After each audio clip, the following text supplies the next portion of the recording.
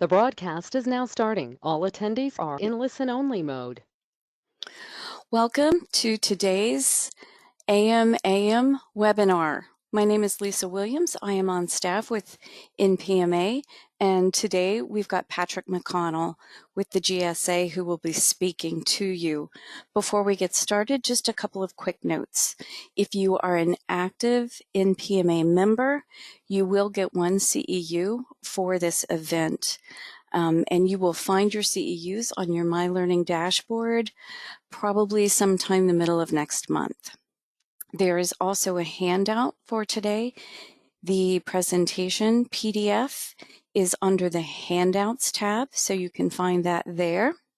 And then I will be monitoring the questions box for Patrick. And if you drop your questions in there, I will be reading those out to Patrick at the end of his presentation. And now I'm going to turn it over to Patrick. Thank you, Lisa. Appreciate National Property Management Association's opportunity to learn from you, hopefully as much as you learn from me. Asset Management Awareness Month is always a good time to get together and share ideas, swap ideas, and learn from each other. So hopefully we can learn a bit about fleet management. I know I had the presentation was labeled as Basics of Fleet Management, and I used my title as Demonstrating the Fleet's Value. And we're going to cover a little bit of both. In our time together this afternoon, we're going to talk about some of the basics of fleet management, and then hopefully within the framework of demonstrating the value of fleet. So hopefully we'll learn a lot today. So the question, we know as fleet managers or even property managers, we know that the vehicles are valuable to our organization. But does management really know that? The challenge for fleet managers is that vehicles are generally not an organization's core mission. They're not the service provided, they're not the product produced, or the investment fund, or not anything like that. So management doesn't really think of the fleet vehicles as being of value. In fact, if management thinks of fleet vehicles at all, they probably usually consider it as an unnecessary expense to be pared down when times are tight. So again, does management know how valuable we are as fleet managers and how vehicles are valuable to the organization? Since we are talking about property managers as well, I want to shout out to our property management brethren and sisters. Fleet managers and property managers share the same DNA. We are, especially in the federal government, fleet management is a subset of property management, subset of personal property. So we were cousins and sisters and brothers and fathers and uncles and aunts and nieces and all that good stuff. Sharing DNA is a good thing too, because as fleet managers and property managers are sometimes one and the same person in an office or department or anything like that. So we wear many hats. As fleet vehicles are not an organization's core mission, people with little to no specific training are assigned to fleet, and maybe even property management as well, otherwise known as other duties as assigned. We're all familiar with that, I'm sure. I know when I started out in fleet management, I was the manager, the floor. I was new, so I was just floor sweeper, coffee getter, that kind of stuff. But as we grew older, grew more experience, that turned into, let's look at printers, let's look at office equipment, let's look at this and that. Oh yeah, vehicles too. So nevertheless, every fleet manager has challenges. No matter your experience, the challenges are probably the same. Sustainability requirements, there are sustainability requirements all over a fleet, whether it be federal, state, or local requirements. Anything from deploying electric vehicles to eliminating greenhouse gas emissions, anti-idling laws, fuel economy standards, you name it, fleets are getting it. For a lot of reasons, because at least in our country, motor vehicles are one of the top sources of greenhouse gas emissions, transportation sector in particular as a whole. Unique regulations. Are there licenses out there that you need to operate the fleet or to have drivers operate the vehicles? Are there permits, especially if you have hazardous materials or making deliveries or freight or anything like that? Are there specific registrations that you need for your vehicles? Particularly, especially in the federal government, There are identification requirements for vehicles. In the federal government, it is legal. We are legally bound to identify our vehicles by 3 specific points. 1, the agency has to be conspicuously identified. 2, has to have official use on it, and 3, has to have U.S. government on it. So usually we would like the plates the license plates to provide all that information in the federal government. So maybe there's similar identification requirements in a private sector fleet. Certainly if you have state tax, you have those, but even beyond that, do your vehicles need a property management number or some other company identifying logo or something on the vehicle? So again, there's all kinds of unique regulations. And then transactional data. In fleet management, data abounds, whether it be fuel purchases or maintenance repair purchases, tolls, highway tolls, parking, fees, fines, tickets, vehicle utilization, fleet management. One side of that coin of fleet management is the data. And data bounds all over the place from the transactions we have on a daily, monthly, and sometimes annual basis. Okay, unique missions or operational needs. These are constantly changing. Doesn't matter. Mission changes for federal employees or federal fleets changes at least every administration every 4 years, and sometimes even sooner, especially if the leadership changes at the top of our agency or department, or particularly if Congress wants to get involved, a new law comes down the pike, or the president has a new executive order or some bright idea he or she wants to pass along to us. Of course, if you're a private fleet, maybe you have shareholders to answer to. Maybe you have the company CEO to answer to. And same kind of ideas that every time leadership changes, the priorities and mission and all kinds of good stuff change. Of course, operational needs, customer preferences and needs. What's the operational environment? Are you operating on determined routes or only when emergencies happen? Or what's the weather like? Is it always changing or pretty constant? Are you working in a city, rural or urban environment? Those kinds of things. Safety. Probably number one priority is keep your drivers safe. So are your drivers safe? Are your vehicles safe? Do all the safety equipment work properly? The brakes, the flashing lights, the sensors, all that.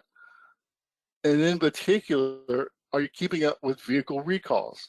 It's pretty tough, even within the federal fleet, because at least with COVID, parts are hard to come by, technicians are hard to come by. So there's lots of issues that affect vehicle safety, but make sure you're paying attention to manufacturer recalls.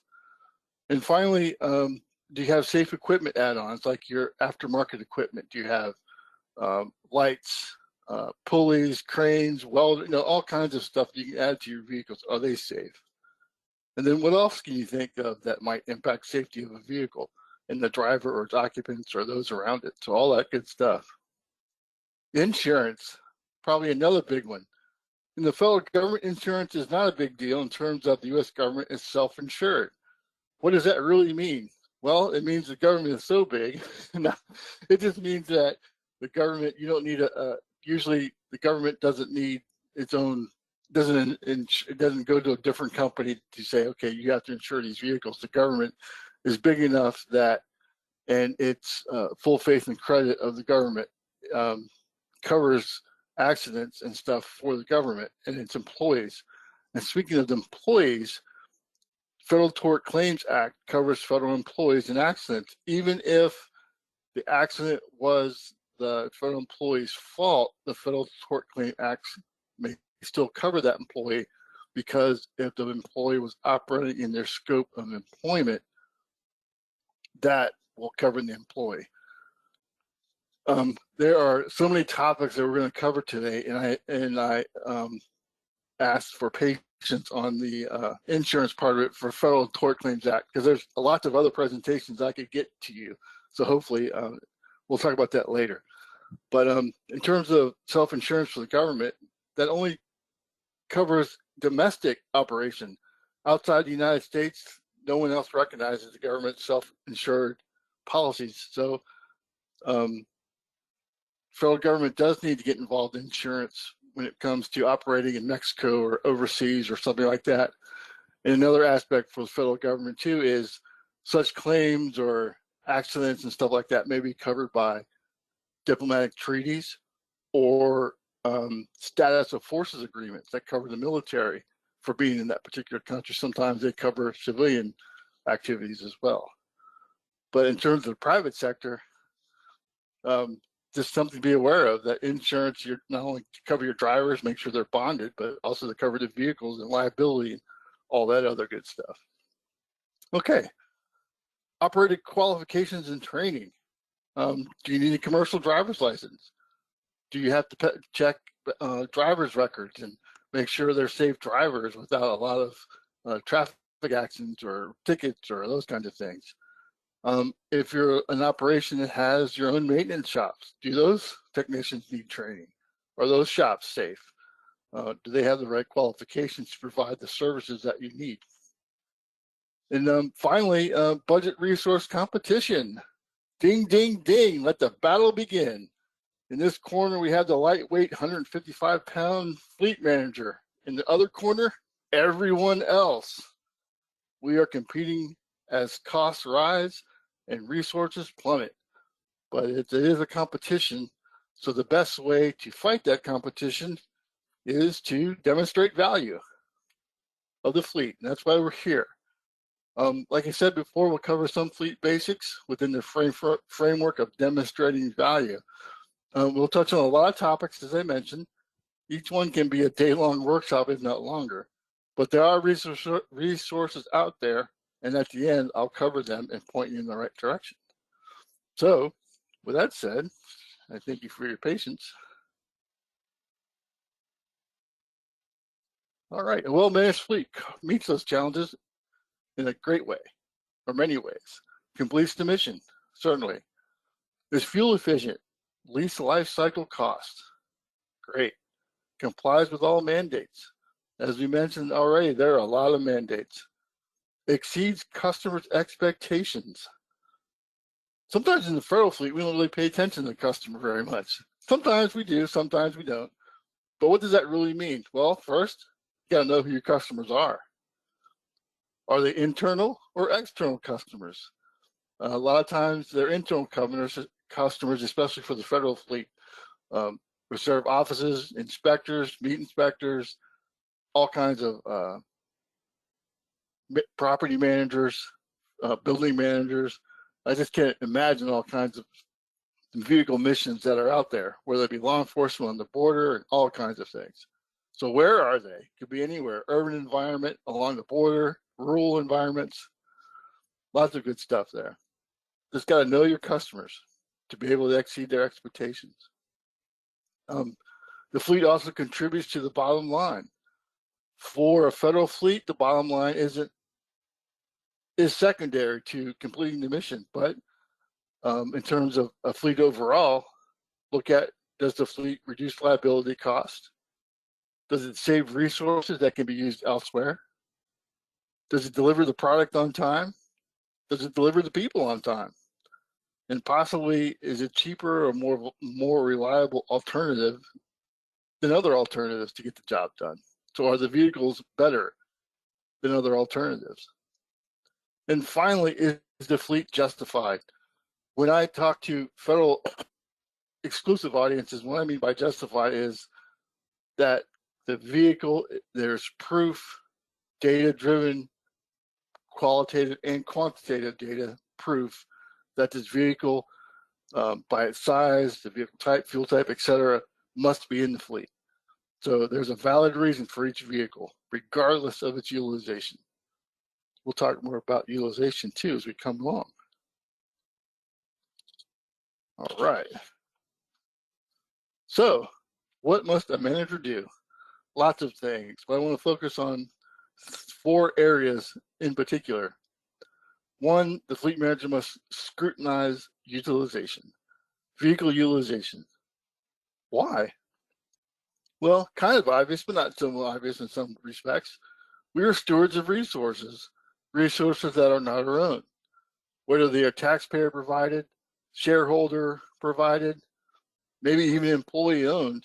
They're resources that are not our own, and we are expected to take and preserve them and be good stewards of them.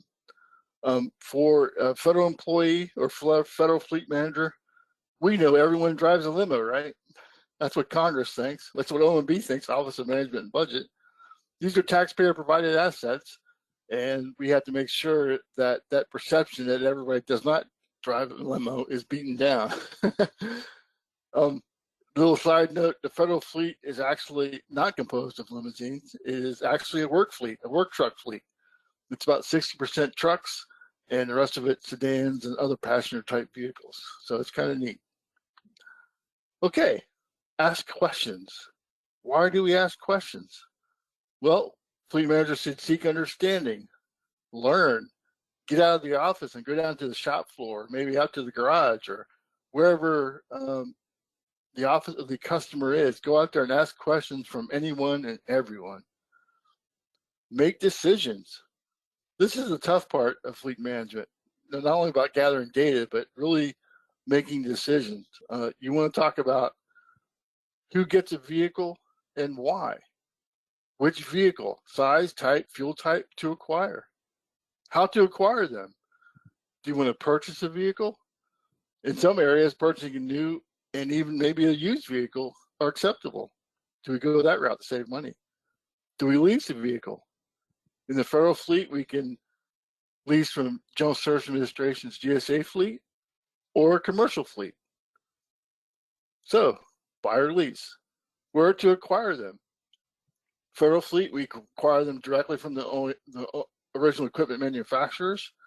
Some of the larger leasing companies probably do the same thing, but smaller fleets may do a dealer or some other smaller organization, etc. What additional equipment is needed? Do we need a welder? Do we need a utility body? Do we need a crane or a bucket lift or those kinds of things where you're going to need an aftermarket upfitter? And how do you, that's a whole new story there. How do you pick an upfitter? So should ask the question, should a vehicle even be used or is it really needed? Should the vehicle be eliminated, replaced? If so, replaced with what? Will a larger vehicle work or a smaller vehicle work? So something entirely different. You never know. And finally, tell the story. In fact, tell it and shout it out loud to anyone and everyone who will listen. Okay, telling the fleet story. As I mentioned, there are two sides to the fleet story coin: through numbers, which is the data, and through words, which is the qualitative. So data, that's where we're looking at. Qualitative, again, are words, getting input from human sources, and quantitative, getting in numerical input from a variety of sources. Okay. Sources of data. Well, obviously you have human input. You have records, vehicle logs that are filled out hopefully daily, weekly, sometimes monthly. Reports from the drivers themselves about what they did to supplement the logs. Mileage reports, whether at the fuel pump where you have to add the mileage in before you can pump the fuel. Those kinds of things. But something to remember, well, actually with all these data sources you have to remember, but something particularly with human input, they're prone to errors. I fat finger things a lot, and it's easy to do without even noticing it. So a big question for fleet managers is how to validate their data and make sure it's adequate or accurate and precise and is what you're actually reporting. So human input. Their fleet fuel and purchase cards, pretty self-explanatory. There are different ways to collect that data, like sometimes GSA fleet vehicles are assigned the card to the vehicle by the plate number, not necessarily to a person. So sometimes, so that allows multiple people to use that card, but sometimes the fleet card is assigned to a person. So something to look at. But fuel cards and purchase cards are a source of data. Telematics. If you've been involved in fleet management for a long time, you've heard the word for a long time, but it's increasingly popular in the last couple of years. Telematics are the onboard electronics that collect vehicle data. They collect vehicle performance, how fast, do you need oil change soon? Do you need, are your air pressure, your air pressure for tires up, right? Those kinds of things. Driver behavior, that gets into issues like, is the driver accelerating too fast or braking too hard, or those kinds of issues.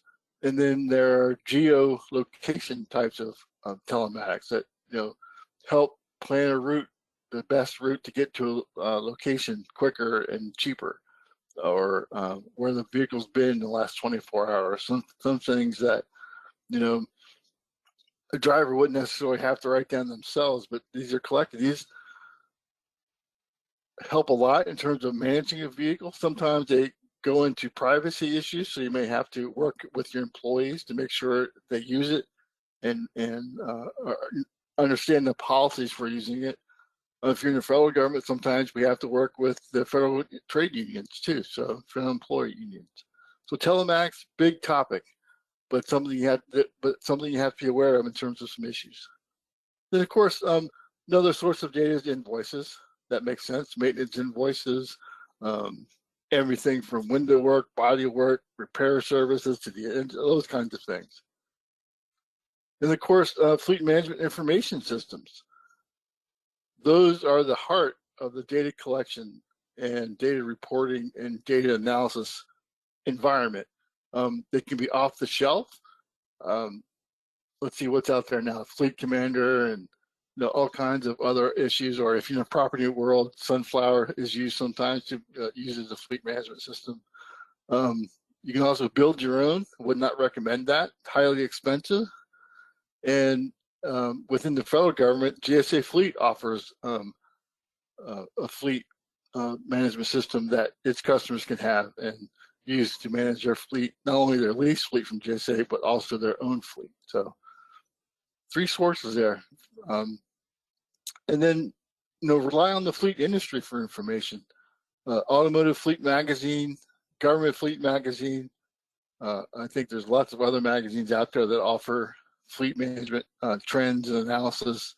Associations like NPMA or National Association of Fleet Administrators. There's, I think, state government administrators, work fleet, truck fleets associations, all kinds of things out there. And of course, other managers. Feel free to reach out. And then finally, other sources are direct costs and indirect costs.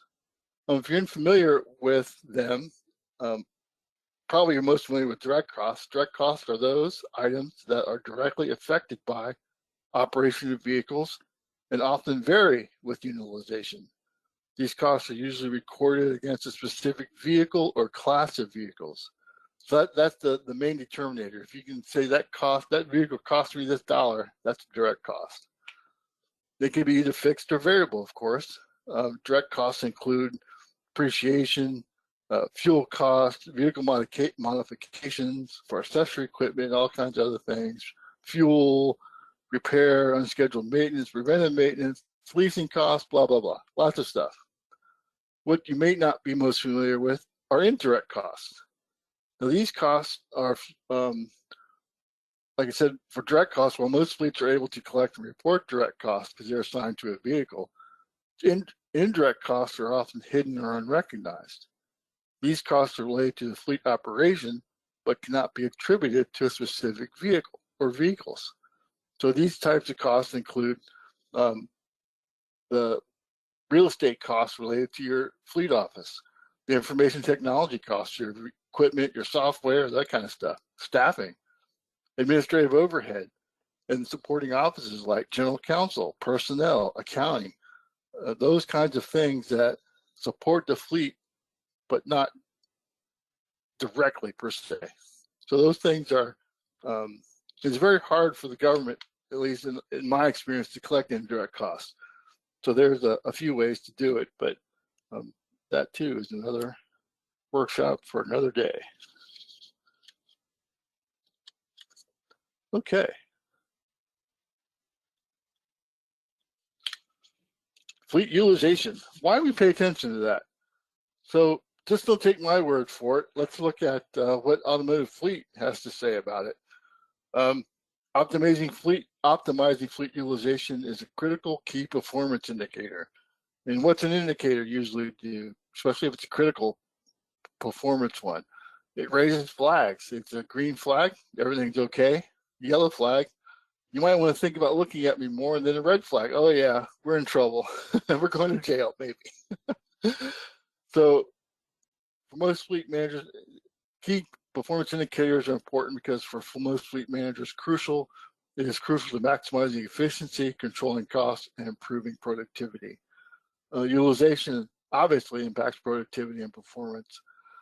And by optimizing fleet utilization, managers can prioritize safety for the drivers, occupants, and the vehicles themselves, minimize risks, maintain compliance with relevant laws and regulations, reduce the organization's exposure to liability.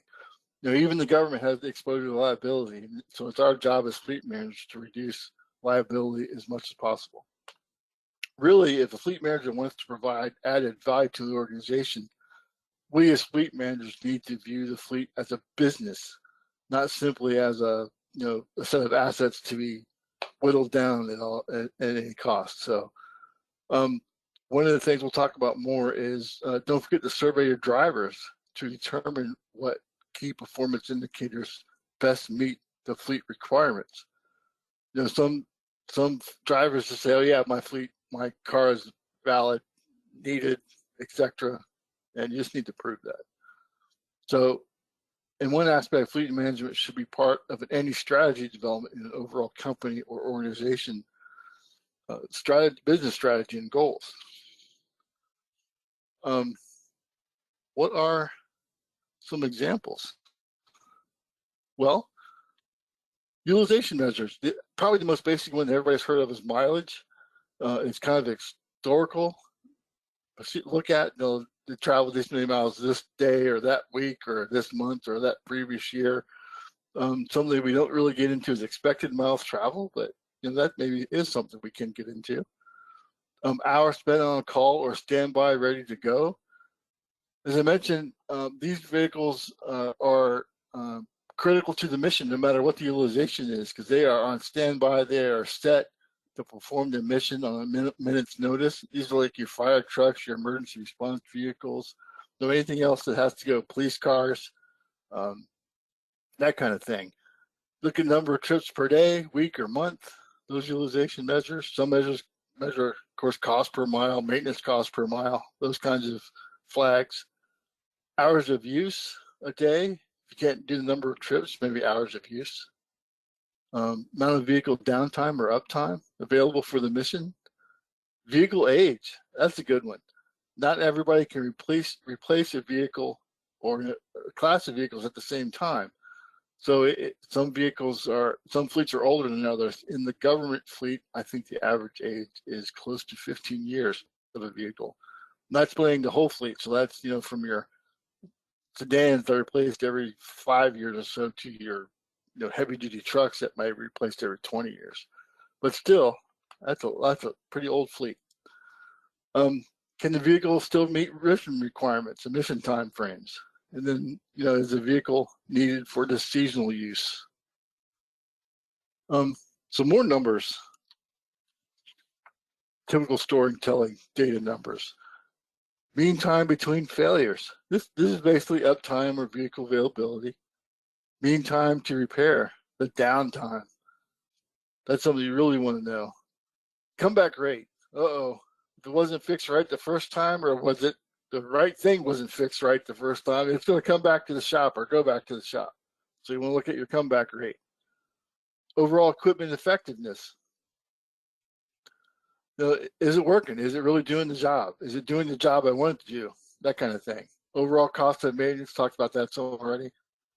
Big question for fleet managers is when to replace the vehicle versus continuing to repair it. So that's a big cost there, big flag. And another flag is, that we talked about some, do we lease it or do we buy it?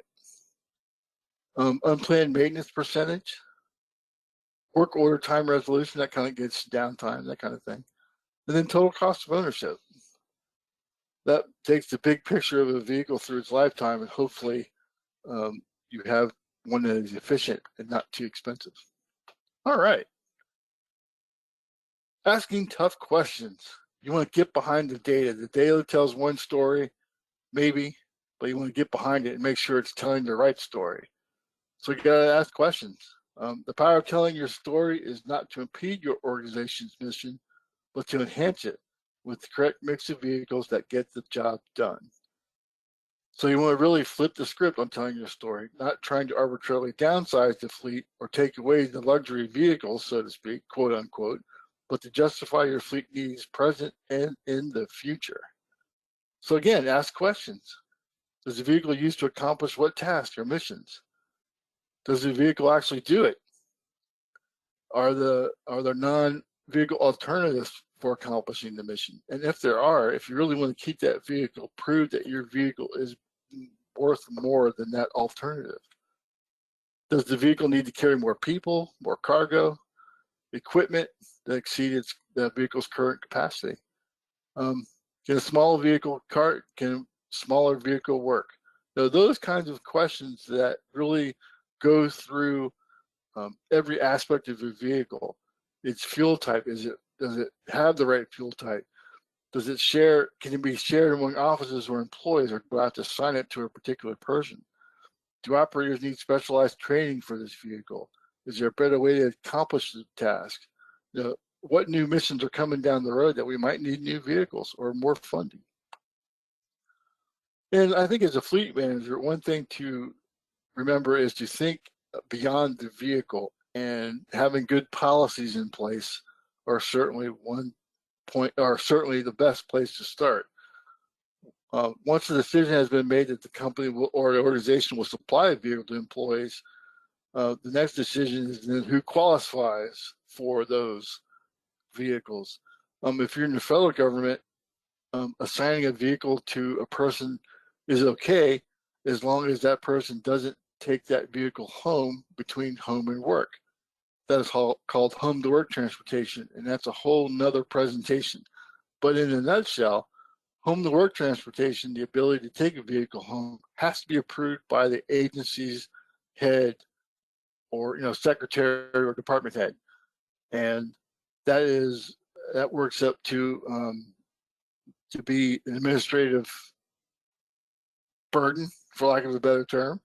So it just really, but it does make sense in particular situations. So there are legal requirements that every fleet manager should be worried about. And even if you don't have a federal fleet, you still need to get approval from that matches your company's policies. And also remember that there are tax implications. Even for a federal employee, there are tax implications for taking that vehicle home and using it for work and that kind of thing. So fleet managers should also look at their data and say, are there vehicles with no assigned driver? Why is that? Are they pooled? Are they shared within pools or within offices? Or are they just sitting in the parking lot? Or are there drivers with multiple vehicles assigned to them? Want to eliminate that. Vehicles assigned for pickup and sale, but they still remain in the inventory. Wow, that could possibly happen. I know in the federal government, we do find vehicles that were slated to be sold or disposed of that are still floating around in the fleet. One such vehicle, I want to give you a little story. Several years ago at the Washington, D.C. Auto Show, the Department of Transportation had an exhibit. Some of you fleet managers may have seen this exhibit. It was a 1970-something, I forgot the make and model of the car, but it was from the 70s. Recently, I forget how long ago it was, Department of Transportation, their old building was torn down and they moved to a new building. Well, before they tore down the old building, they had to scour it top to bottom to move out. And lo and behold, down in the bowels of the parking deck, they found this vehicle from the 70s. And we're talking 90s, early thousands now. That was still in the parking garage. That still had flat tires. That still had a government plate on it, but it was as the 70s inquired from the 70s. They had forgotten about it. And for some reason, it just sat there for decades. But they pulled it out before they tore the building down, cleaned it up, put new tires on it, put a vanity plate on it, and took it around around their exhibit for different safety organizations, because some of the vehicle didn't have some of the safety things we have today because it was so old. So they use that to promote vehicle safety and that kind of stuff. But still, that vehicles do slip through the cracks. So fleet managers need to be on top of it. So managing the inventory, how many vehicles are out there, who's driving them, and keep close tabs on when vehicles are taken out or supposed to be taken out of service. Again, execute the policy. Have a firm vehicle assignment policy. Know the company's break-even point between reimbursing employees for occasional travel or use of vehicle and providing a company vehicle or organization vehicle. In the federal government, you can't make an employee use their personal vehicle, but there's still opportunities to save the government money by using a personal vehicle. Just got to work with your employees, work with the customer, make sure they know when and how and know what to do. And of course, certainly you want to maximize usage. Surplus vehicles are a fact of life. So we need to know how many vehicles are surplus and why. Sometimes drivers come and go, missions change in the company or organization, and the fleet can shrink. Sometimes vehicles are waiting for sale. Sometimes organization inherits vehicles, whether that be from the acquisition of another organization or organizations merge, or in the federal government, sometimes we see donations or actually confiscated vehicles. So there's different sources of vehicles that show up without going through the usual acquisition processes. So you want to make sure that vehicles are not needed and find ways that, or they are needed and find ways that can be further reduced to fleet or other company costs. But again, all this isn't just to say, okay, I'm going to reduce my fleet. It is to make sure I got the right fleet out there. So with that, we continue. Why ask those tough questions? Well, you want to identify unnecessary vehicles, as we mentioned, or maybe vehicles that are needed. Identify vehicles that do not match the mission or location requirements. Ensure optional features, such as four-wheel drive or aftermarket equipment, are necessary. Identify opportunities for vehicle sharing. Mentioned motor pools already, but sharing among offices, sharing among employees, that kind of thing. Take a step back for ensure the optional features are required. I have a little story. The General Services Administration, of course, is headed by the administrator. Back in the day before 9/11, the General Services Administration, as you know, hopefully as you know, is one of the biggest, if not the biggest, landlord in the federal government. And part of being the landlord of that is being head of the Federal Protective Service at that time, the federal government's police and security department for buildings. So because the head of the Federal Protective Service was the GSA administrator, this particular administrator wanted lights and sirens for his car. He wanted a law enforcement package. And of course, as a fleet manager, I'm thinking, really? Well, because he's administrator, yeah, he was he at that time. He got what he wanted, but still, is that really needed? That's maybe we need. I don't know. Being in our position, maybe a fleet manager can't make all the decisions, but at least we can inform people that maybe that's not the right decision. But anyway, so again, identify opportunities for vehicle sharing, identify equipment that may or may not be needed, identify new vehicle need, and of course, always make sure the operators know how to operate everything safely and be able to provide their training. Sometimes training is hard to get. All right. Thank you for your patience this afternoon. So data and answers, make the tough decisions, allocate resources effectively. When are they needed? What is needed? Where are they needed? And needed by whom? By understanding which vehicles are frequently utilized and which are not, informed decisions about fleet size, vehicle types, and fleet composition can be made. This helps prevent overinvestment in unnecessary assets and ensures that fleet management and fleet meets operational demands. Okay. Tell the story, the complete story. As I mentioned, demonstrating value is all about telling the flipping the coin on both sides and telling the data story and the word story. So you want to communicate with customers and management. In fact, you probably want to go as far as fleet management as customers. Purpose of telling this story again is to make sure everything's out there that is needed and that everybody's aware of what's going on. Good customer service management stems from acute sensitivity to the needs and concerns of users of the vehicles, and it manifests itself in communication, decision-making, reporting in particular, feedback processes. That's really important.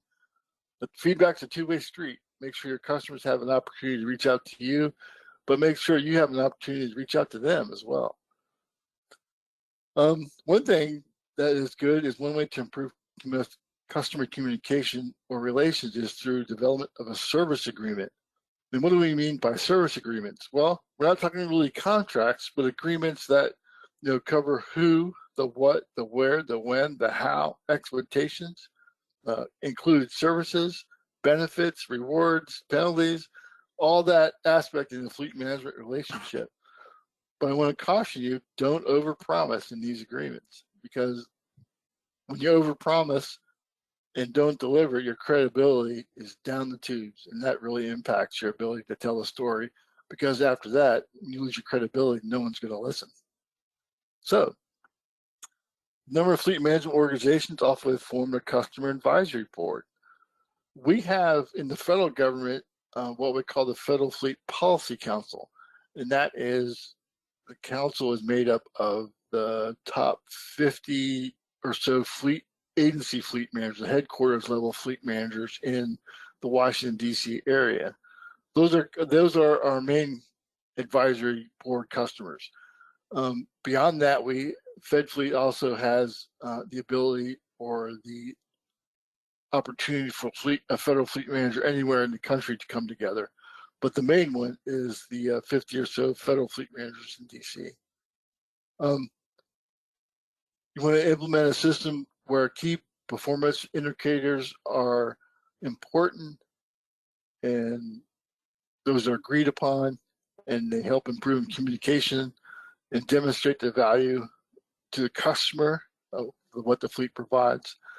And vehicle services should make the generation, analysis, and distribution of fleet management information regarding fleet operations to one of its core management services. That's the line of communication. I know, particular in the government, we don't really like to share data much because sometimes it's used in buildings with white pillars and white domes to criticize us. But in terms of creating relationships and creating trust, it's good to share that information with our customers because they understand better our challenges. And hopefully, if they understand our challenges and we better understand their challenges, everyone will end up happy with a mission that's completed to everybody's delight. Okay. Can't say this enough. Learn from other fleet managers. There's one way to do it is benchmarking. And that's basically comparing processes to other entities that have similar process or the same process. And it doesn't matter if it's a fleet organization. If you're collecting data from credit card or from fleet cards, maybe a company that collects data from charge cards or some other type of plastic-based card information system can be used. So benchmarking is one way to do it. Get involved with fleet management organizations such as MPMA or NAFA or the Fed Fleet Policy Council at the federal level. Pick up the phone. Fleet managers love to talk, tell stories, and they are always happy to help fellow fleet managers. And talk to property managers too. They might be able to help. Ask questions always. If you're a federal fleet manager and don't know who other federal fleet managers are, at least at the headquarters level, there's a list of them that you can find on our website. And that website is www.gsa.gov/vehicle policy. Again, that's gsa.gov/vehicle policy. And there's a list of agency fleet managers there. And speaking of agency fleet managers, if you want to go to gsa.gov/fedfleet, FEDFLEET, you'll find information from the Federal Fleet Management Conference we had back in January. Lots of presentations there. And there are lots of presentations on some of the topics that we touched upon today, like personal liability of operating a government vehicle, sustainability requirements, home to work requirements, all kinds of good stuff. And learn from property managers. They are, like I said, our brothers and sisters in the asset world. And there's more to property management than accountability and support accountability. Successful fleet management makes the best use of available resources in pursuit of an entity's mission while minimizing exposure to risks. That applies to property managers and fleet managers alike. And property managers can tell us how to make data-driven decisions and make policies too. They know how to right-size asset inventories. Maybe their ideas can help the fleet manager too. And one thing that I think gets least attention is contractors. They either work for our companies or organizations that have to manage the property that we provide them. They are professionals too. NPMA has a lot of contractors on the personal property side that have to deal with government contracts, but they also work for other private sector customers. So learn from them. They have probably just as many years of experience and tell just as many stories as we can. So continue on good metrics to help drive down costs, assure compliance, and minimize asset value. We talked about utilization criteria and those metrics, so don't feel afraid to use them. Asset management practices seek to point out which benefits exceed the costs of operation. And then, of course, ways to calculate total cost of ownership. Those things are common for property managers as much as they are for fleet managers. So definitely talk to each other. And with that, I think we're good. Questions? I've ran through a lot, and so feel free to fire away with questions, and we'll hopefully get more out there. Thank you. All right, so the first question is, are loaner vehicles offered or asked for during the time of repairs? Loaner vehicles offered or asked for during the time of repair. I think it depends on the organization. With GSA Fleet, I think they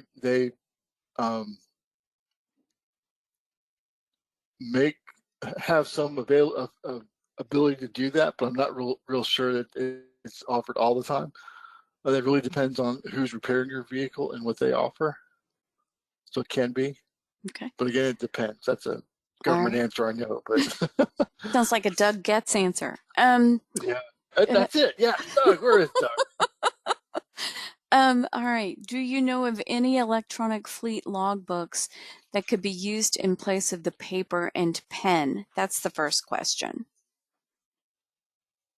Not offhand, but I will give you if you will use that email address there, I will do some research and get them to you.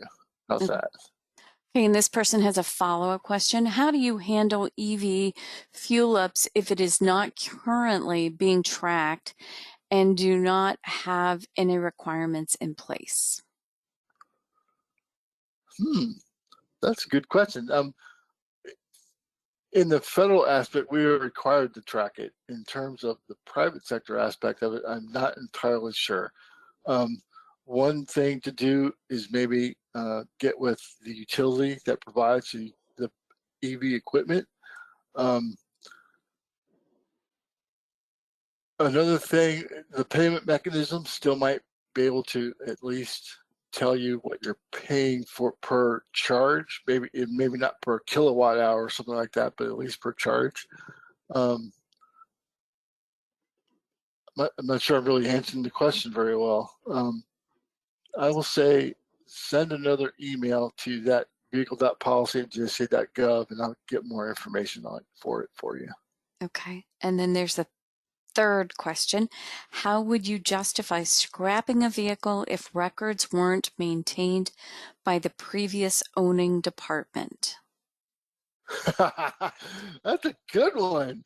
Well, I think even if you were not maintained records from previously, I think you just have to get estimates on the current condition of the vehicle from a repair shop. Maybe actually probably 3 or 4 estimates from different repair shops. Hey, look, this vehicle is needs this, and by the way, it costs this to buy a new vehicle. Because that, if you're a federal fleet, that's easy, that purchasing information is easy to get from GSA, and so it does require a little legwork. But I would get several estimates about the current condition of the vehicle and what's wrong with it, and estimates to repair versus estimates to replace. Hopefully that makes sense. All right. There aren't any more questions at the moment, but just really quick. Oh, wait, here comes one. How do you measure the effect of vehicle downtime on operations? That's a good one. I think it's one of those measures you'll have to talk to people about in terms of what's not getting done. You'll have to talk to the office or the driver or whoever needs the customer of that vehicle or vehicles, and let them tell you, hey, look, this is costing me money sitting here, or this isn't being done. It's costing the organization money. It's costing the customer money. Time is money. You can estimate time easily and the cost of time.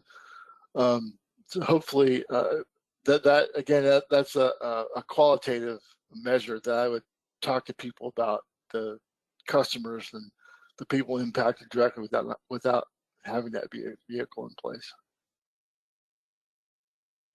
All righty. And just while you were doing your presentation, I put those website addresses into the chat so people can click on those, Excellent. the Fed fleet and the vehicle policy. So those Great. are in the chat. So Again, the Fed fleet one's very helpful because I mentioned the Federal Fleet Policy Council, Fed Fleet. Every year we have a huge conference in conjunction with the DC Auto Show where fleet managers from all over come. And you'll find at that website, you'll find topics from the last Fed Fleet in January. And again, they are topic presentations from everything from vehicle liability to EV management, vehicle acquisition, home to work transportation, government policies, management policies, and that kind of thing. So almost every topic you can think of, there's some kind of presentation there. terrific. All right. Well, if there aren't any more questions, we will close out the webinar. Again, a million thanks, Patrick, for sharing your expertise with us today on the value of fleet. If any of you have questions after this, you can see Patrick's email address on the screen.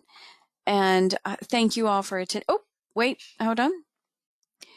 Okay, the PowerPoint presentation, if you can see the handouts, there's a handout tab, I guess, on your control panel for GoToWebinar. Now, if you're calling in, that's going to be no help. If you can't download the handouts from here, if you will email education@mpma.org or conferences@mpma.org and request those, I can send those out to you. I will also, if I have time, I will drop a link into the email that's going to go out in about an hour. There will be a link where you can download the slides. I will take care of that. Lots of thanks coming in. You can email that education@mpma.org for any of your needs following up from this. There's someone saying thank you from the Detroit District Office. And then those website links are in the chat box. I don't know if you can see them there, but oh, okay, perfect. They're seeing them. All right. Thank Okay. you. Thank you all again. Everybody's thanking you. Thank you from the Johnson Space Center chapter. And with that, I will close down the webinar. Once again, thanks, Patrick. Oh, you're welcome. Thank you, All Lisa, for right. the opportunity. And thanks everybody for your patience. I hope you got something out of it. If you have questions, feel free to email. If something didn't make sense, feel free to email. If you just want to say, hey, you stink, send that too. So thank you again, everybody. Thanks, Patrick. It was great. Thank you. You're welcome. Take care. You too.